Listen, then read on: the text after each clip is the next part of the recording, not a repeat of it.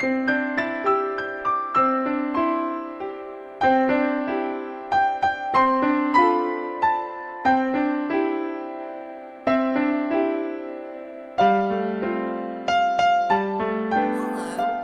the Reverend Rose, and I'm here today to talk to you about something very important. I'm here to talk to you about the word divorce. That's the big D word. But anyway, we shouldn't call it the D word because so many in our society have had to do it that it shouldn't be so stigmatized. They shouldn't be stigmatized.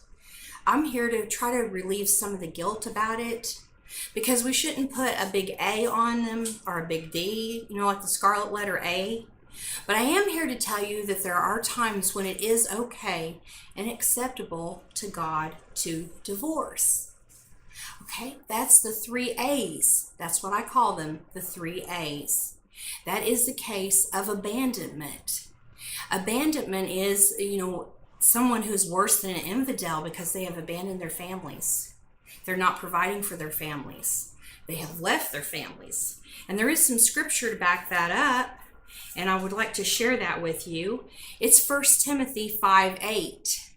But if any provide not for his own, and especially for those of his own house, he has denied the faith, and he's worse than an infidel. So there is scripture backing up what I'm saying. Also, you have abuse. That's the second A. A is for abuse. And the reason this isn't acceptable to God is because we are called to live in peace. And I'm sure you'd agree with me that there is no peace in a home where there is abuse. In 2 Corinthians 13:11, it says, "Finally, brethren, farewell. Be perfect. Be of good comfort. Be of one mind. Live in peace. And the God of love and peace shall be with you." So God can abide in a home where there is peace and where there is no abuse. Then the third A is adultery. Okay, and we know what that means. That means someone who is a cheater. Okay, and adultery is something that Jesus says is a reason for divorce. Okay, and the scripture on that is Matthew 5:27 and 28. "You have heard that it was said by them of the old time, that thou shalt not commit adultery. But I say unto you, that whosoever looks on a woman to lust after her in his heart has committed adultery already." Now that sounds pretty strict, but that's what it is. It is what it is. It's the Bible. It's the good book. It's the rule book. It's really what will get you through this life. So I'll review what I've talked about divorce.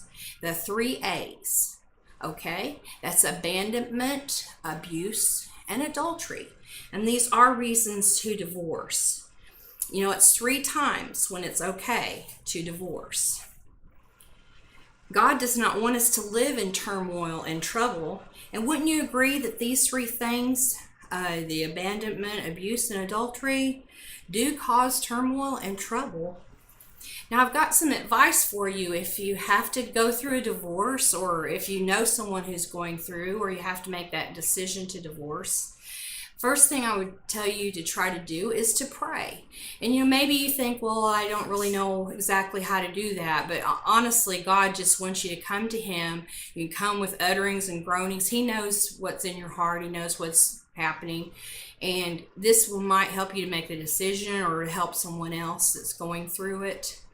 And then the second thing that's important, I believe, is to read the Bible, because this will get you through anything. The Bible is our guidebook. It's our rule book.